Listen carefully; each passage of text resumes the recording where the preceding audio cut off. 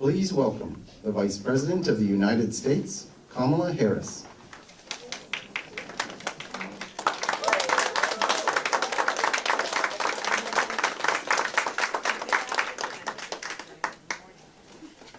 Hi, everyone. We all hugged and kissed and spoke for Right. some time. Hello. So it's good to be with everyone and to be back in Wisconsin. And is this on? Let's see if it is. Is the mic working? Well, I can project. How about that? Yeah. There we are. It is good to see everyone here, and I'm really looking forward to this conversation, mostly because of the announcements we are making today, which I will say to the head of SEIU and all of the SEIU leaders and the workers who are here, we all know that what we're announcing today is long overdue. Yes. And we still have more work to do. But it is a milestone, and it is something we should celebrate because it is not happening without the kind of leadership that we have seen historically and currently from SEIU and all of the workers. So I thank you all. I want to thank the administrator, Chiquita Brooks-LeSueur. I've been working with her during the course of our administration. She is bold. She is impatient. She knows things need to get done, and she pushes that they will get done. And so I'm so glad that you're here today with us. Secretary Treasurer of SEIU, April Barrett, I want to thank you for your leadership always. And then I know we have Mark Pocan here. Oh, right over there, right over there. I want to thank you for your work in the United States Congress. I get a chance to see you all the time, and you're always fighting for the people of Wisconsin, and I thank you for that. Thank you.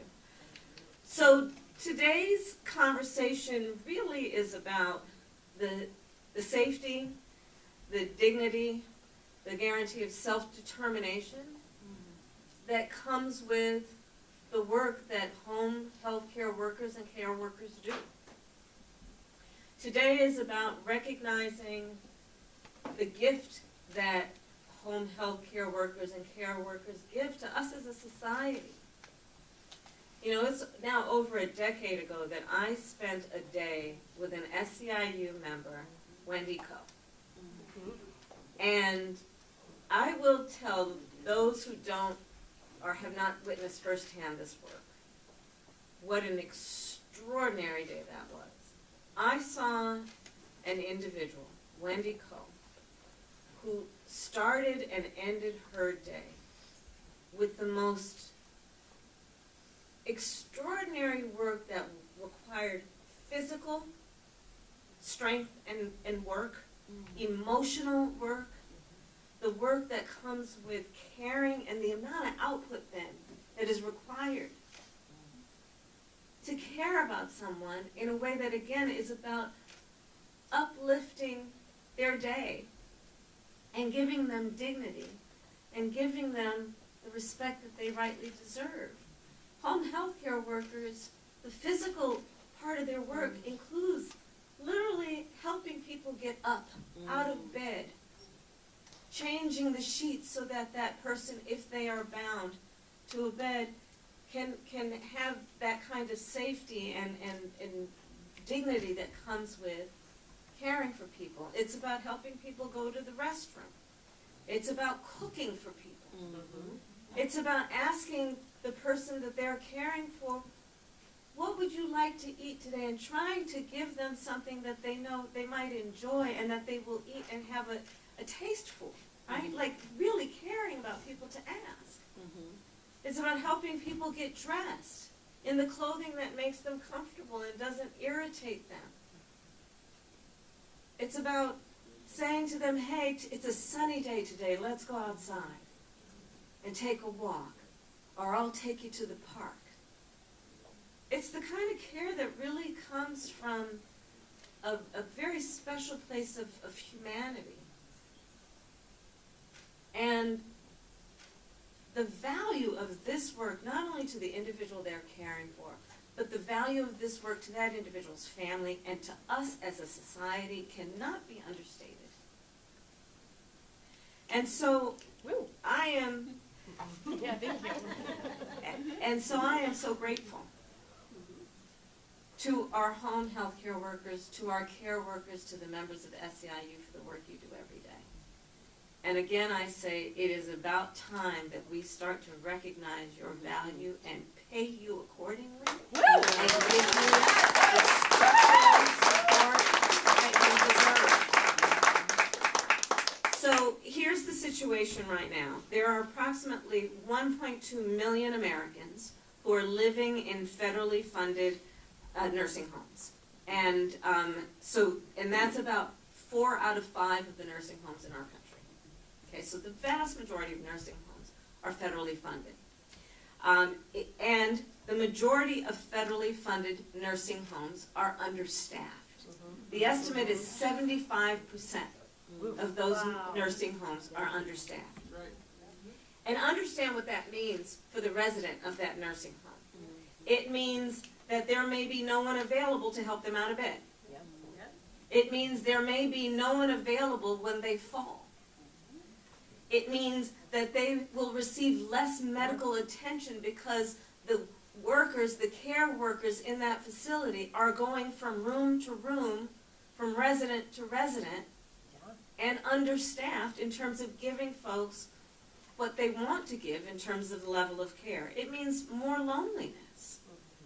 When we're talking about anyone from our seniors to people with disabilities who are in those homes and who want and enjoy the interactions that they have with these care workers. For caregivers, it means that in the midst of this noble and selfless work that they do, that they don't get paid enough for the kind of work that they need to cover. And it means that they have less ability to do what they want to do, and frankly, their life calling, which is to care for other people. And I just want to remind everybody, I know a lot of us don't like to remember the height of COVID, but our care workers were doing, you know, and it was right at the time that we would talk about frontline workers and people would be out in their balconies banging pots to thank them. Well, we need to thank them every day. Not just during the height of a crisis. Because the work they do is that essential. And so the 2 announcements that we are making today recognize that we owe you, those workers, so much more than applauding you. We owe you more than that structurally and in our system. So for the first time we are establishing, the first time in the history of our country, we are establishing national minimum staffing standards for federally funded nursing homes.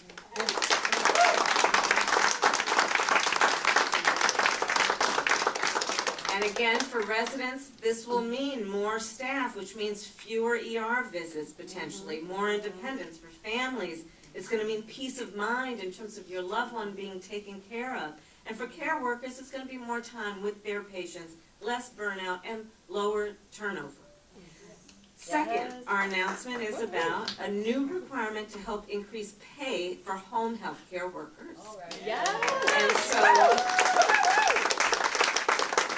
that means a new requirement to help raise pay for home health care workers. So Medicaid currently pays $125 billion a year to home health care companies, which is hundreds of thousands of workers. However, before this change in the system, which means forever, home care companies were not required to report how their federal dollars are being spent. Now, we are requiring that 80% of that money be spent on paying workers as opposed to administrative overhead costs.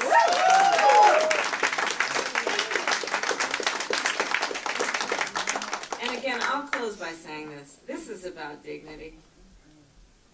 And it's about the dignity that we as a society owe to those in particular who care for the least of these. This is, if you'll pardon this, but this is God's work. To care for people who often you've never met before, they're not related to you, and you care for them as though they're a member of your family. And I think everybody would want them for themselves or a member of their family, and so let's recognize the gift that these talented professionals give to families and to all of us as a society. And with that, I thank you all, and I'm now going to turn it over to April Beret. Thank you so much, Madam Vice President. From the bottom of our hearts, the entire SEIU family thanks you, the administration, you, Administrator Brooks LaSure, for these announcements. This is going to impact the lives, not just of millions of care workers in this country, but for the millions of people that nursing home workers and home care workers care for in their families and their communities. Thank you, thank you, thank you.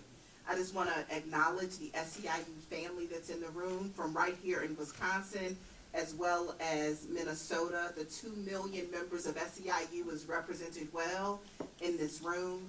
We know we represent over 800,000 caregivers, home care workers, nursing home workers, child care workers across the country.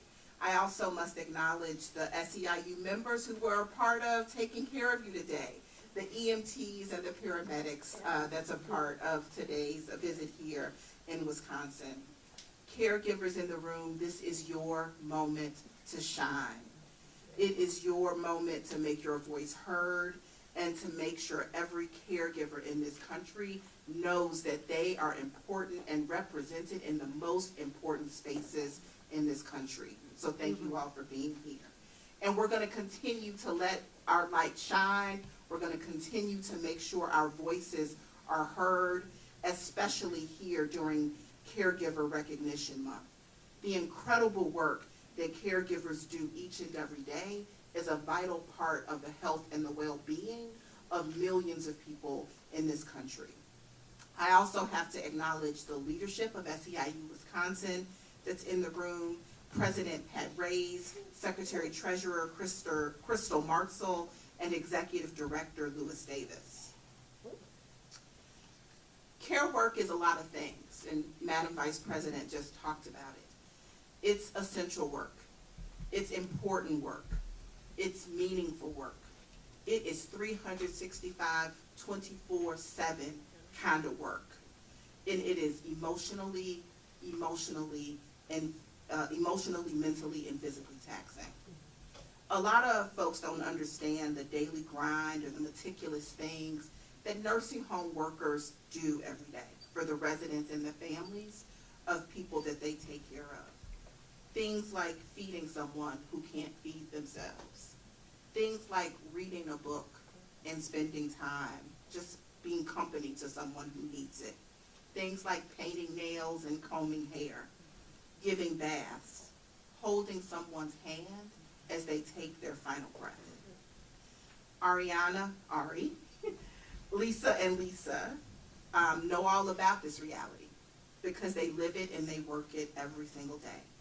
And they are here today to represent the thousands of care workers like all of them who far too often have work understaffed and underpaid while still fulfilling the life-saving duties that are essential to families across our country.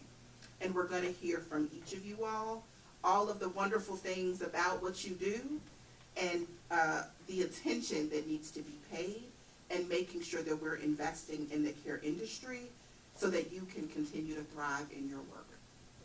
Care workers across the country are united in our demand for safe staffing levels, better quality care, and employer accountability for our nation's nursing homes. Administrator Brooks LaSure, thank you for being here. You've played a huge role and your influence is immeasurable on the work standards that we're applauding today and the outcomes that are going to be improved for caregivers and residents. So I want to turn it over to you to share a few words. Well, thank you so much, April. And I can't say enough about how much we appreciate the role of SEIU in really bringing a voice to the work that we are announcing today. And I want to just say just a huge thank you to Vice President Harris for her leadership and the sense of justice that she brings to all of the work that we do in the administration. The sense of justice as we talk today about what we're doing for workers and what we are doing for the people who live in nursing homes. President Biden gave the Centers for Medicare and Medicaid Services, or CMS, a call to action to strengthen long-term care services and to support caregivers. We are answering that call with groundbreaking rules rooted in the President and the Vice President's vision, bolstered by your voices, your dedication, and your partnership. These new regulations were born out of feedback from thousands of clinicians, healthcare workers like yourselves, advocates, and most importantly, the people who receive nursing home care, healthcare in nursing homes or in their homes. We heard directly from nursing home and direct care workers whose compassion and dedication to helping people is truly heroic, but who often expressed to us the pressure to leave for service industry jobs where they could earn higher wages without the emotional and physical demands of nursing home care. At the same time, we also heard firsthand from nursing home residents who described spending half of their days in bed, waiting for help, getting up, and what an impact that had on their physical and mental health, and even, as the Vice President said, their dignity. With today's actions, we're taking immense strides towards CMS's primary goal to ensure that our programs are more than just an insurance card, but that it means access to high quality and reliable care. As the Vice President said, we are establishing for the first time a national requirement for nursing home staffing. Just to give you a sense of what it means that there'll be 2 or 3 RNs, 10 to 11 nurse aides, and 2 additional nurse staff per 100 residents to make sure that people can get the care they need. We are also advancing pay equity in Medicaid for direct care workers in home and community-based settings and requiring states to make sure that people that are served by the program have a voice at the table on how care is delivered to them through the Medicaid program. I want to thank all of you for the experiences and the feedback that you shared with us during this process, and we know we're going to hear more today. And we just want to thank you so much and know that your voices are being heard by this administration to make our program stronger, and we want to find more ways to do so. Thank you. Thank you. Now let's hear from we can give them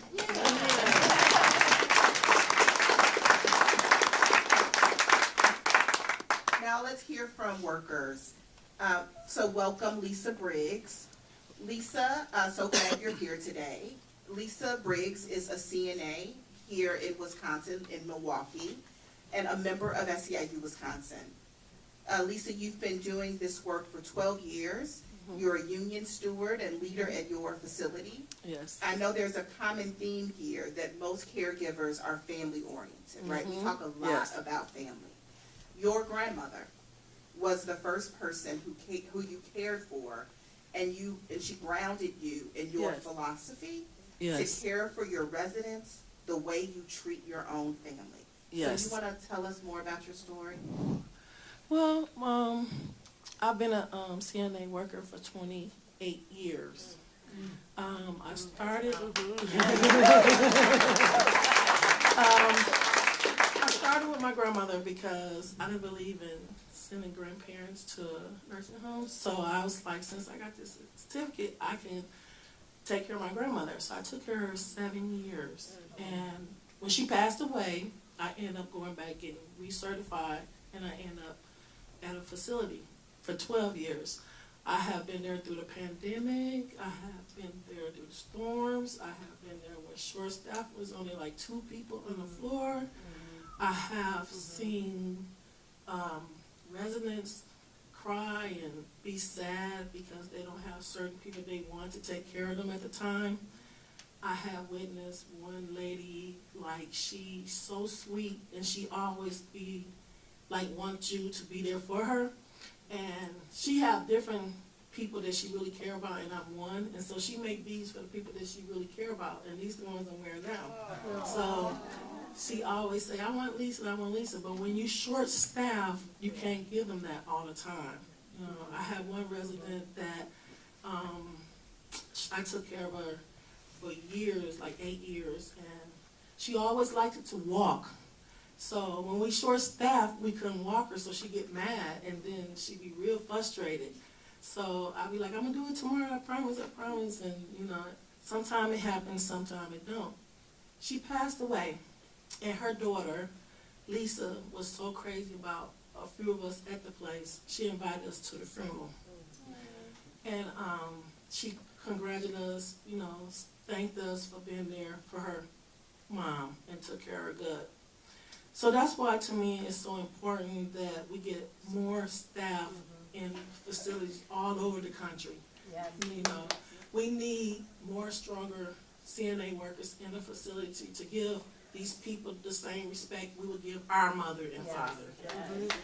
So I'm really happy to know that we sitting at this table now trying to get this done. And I really appreciate Biden and you, Ms. Harris, for coming together, getting us together to talk to you about the importance of being a nursing home worker, short staff.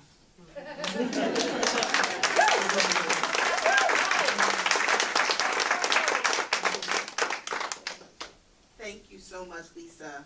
And our next speaker is Ari Arnone. Ari, you're a CNA as well in Madison, and another member of SEIU Wisconsin. You've worked at your facility for 7 years, and I know you're a leader. You've been on the bargaining team. You helped win the last contract for your facility. And there's a theme here: family and relationship building is also extremely important to you. And it's your mother that inspired you to do this work. You want to tell us about it? Yes, so first of all, thank you, Vice President, for having us here today and being able to speak. And thank you for everyone else who was involved for putting this on. It's a very nice thing to be able to speak to someone who cares about it as passionately as we do. And having it at your level is I'm thankful for it. So, based off of family, that's worse. Yes, my mom got me started. She actually worked at the facility that I currently work at for 17 years. And I didn't want to be a CNA at first, but she made me. She made me take the CNA class in high school, and she said, just in case. And I don't want to say she was right, but here I am. Being a caregiver is very rewarding. As Lisa and you and or Vice President Harris and April has hit on, they become a person or a member of your family. And going to work every day, you get to be with them one-on-one. You're there through their happy times, their bad times. When no one comes to visit them on holidays or birthdays, you are the one that are there to be able to share those moments with them. And being short-staffed makes it very difficult to be able to get that personal level and interaction with them. You don't want to treat them like a job because they're not, they're a person. And I think that's what everybody needs to understand, is they are not just a job. These are people that we're taking care of.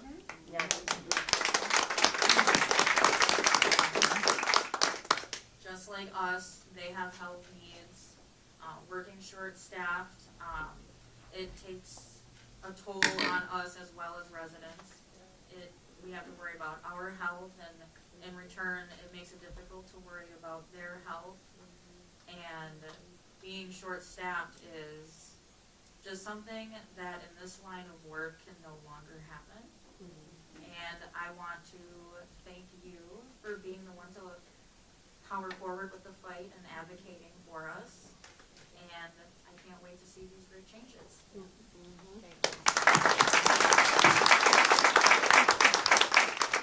So one more Lisa.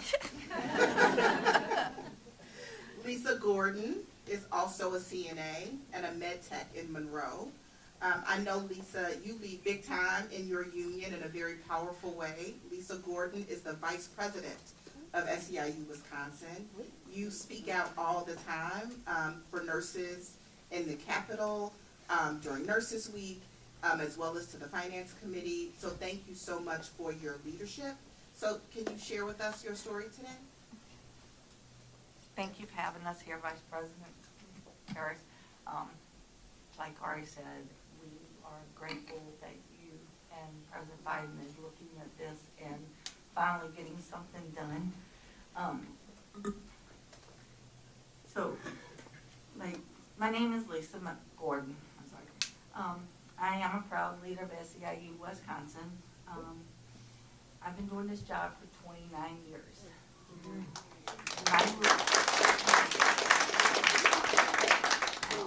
I entered this field because I care about taking care of our elderly, and we need to do better by them. And being short-staffed is not taking care of them like they should be. They didn't wish to go to a nursing home or to have somebody else come into their home and take care of them. This is something that happened to them because of health. These are our family members, our second family. I care about my residents, and when I'm not at work, I worry about them just like if I was at work. They didn't ask to be there. I try to take care of my residents just like if I want to be taken care of when I get to that point. Just think about it. This could be you, it could be your grandmother, it could be your mother. Say short staffing, if a resident's got to go to the bathroom, they've got to wait. If we've got to feed somebody, the next person's got to wait to be fed. You know, we need to do something. These might seem like simple things to us, but they're not to them. You know, so I am so glad that something is finally getting done because of the federal mandate staffing. It'll make these big corporations say, hey, we got to do something, because they shouldn't be profiting off of our elders' dignity. And that's what they're doing. As a worksite leader for my union, I am proud to fight to improve our industry with better staffing standards. We will be able to do that. And our elderly will be taken care of better than what they are at this point. I try my best, and every CNA here I know, they go into this with all heart. You know, and there are days that you want to walk out crying and throw your hands up, but you don't, because your residents are your family. They're your loved ones. When you walk into the door and a resident comes up and gives you a hug and says, thank you so much for being here, I'm glad you're here, that makes your day. And that's what this job is about. And we need these changes, so thank you so much.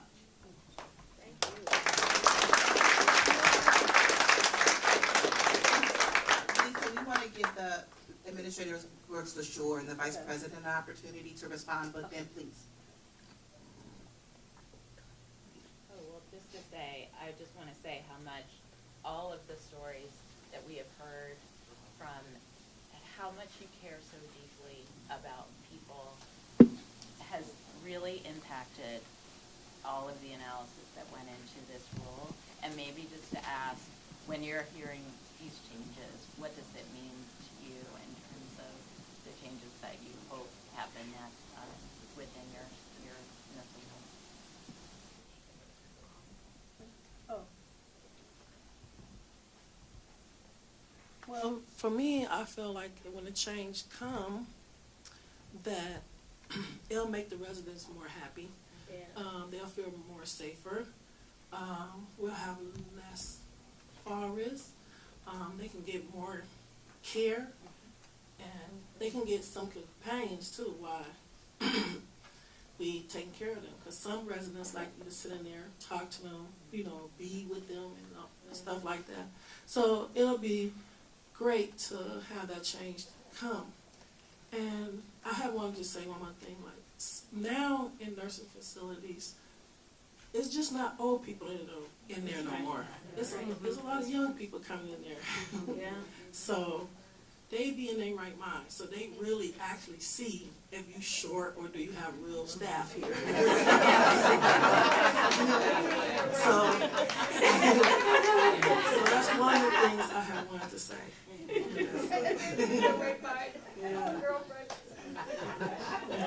I also just think it's important to note, if I may, that most of the people that do work in the care infrastructure, it's women, it is women of color, it is immigrant women. And so when we center the work in these communities, when we center women's work, we are changing the lives for their families. You know, the rule around pay is huge. We have an opportunity to transform work that used to be done by enslaved women to family-sustaining work. And that will have deep ramifications for our society that go beyond our wildest imagining. So I just needed to lift that point up because we are undoing some things that have needed to be undone for generations. So thank you. Amen. And if you don't mind, I'll just put a fine point on that. You know, there are people in our country right now that are suggesting that to focus on diversity, equity, and inclusion is a bad thing. Because they may not want conversations like this to occur, which include the issue of pay equity based on gender. Whether it be in the WNBA, wasn't March Madness winter? Oh my God! Whether it be in the WNBA, or recognizing that the traditional work of women, nurses, teachers, remains underpaid, especially when you measure it based on the value of the work. The value of the work is profound in terms of what that does to lift people up. I think there's a certain, I don't know, perverse thing that's been happening in our country. I'm just going off script, obviously. There's, you know, kind of a perverse thing that's been happening in our country over the last several years, which would suggest that the measure of your strength is based on who you beat down. Instead of understanding the true measure of strength is based on who you lift up. And that the sign of real leadership, one of the character traits of real leaders is to have some level of compassion and concern about the suffering of other people, and then want to do something about that, to improve their condition. That's the work of these workers that we're talking about right now. And we as a society should value that. And I just can't thank you all enough, because, you know, I took care of my mother when she was sick, and she had cancer. And I did just a fraction of what you do, and for a fraction of the time that you have done it. And there's no way that somebody can do this work without it involving their whole being. You know, this is not, I loved what you said, that this is not, you don't treat them as a job, they're a person. It's not a job. And it is, yes, about dignity, and it is a lifelong commitment. And so I'm just very honored and grateful to be a part of what we are doing, Madam Administrator.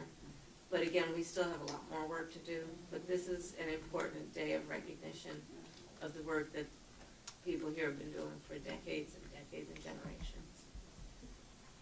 So I've gotten the we are at time. I'll leave it Don't right let there. her keep going. Thank everybody for being here today. Thank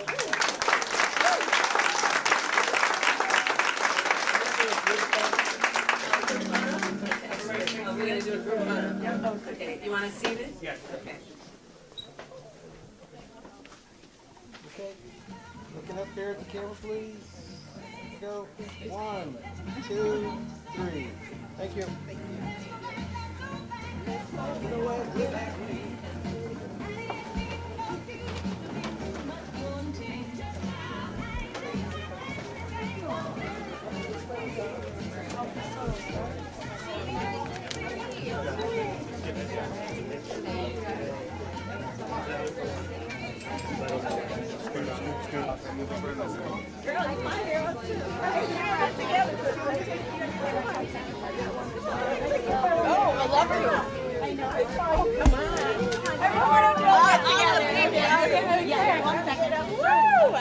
Okay, look right here.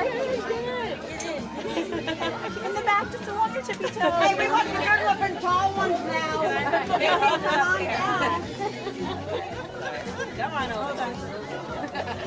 not working. Both cameras and over here. Let me take out my notes on it too. Okay. Here we go. Yes, okay. Right here at me, everyone. Perfect. Now send it. Woo! There you go. Take care. Okay. Be strong. Take care. Thank you. Thank you. Take care. Okay. Who's phone? Thank you again. You're welcome. Thank you again.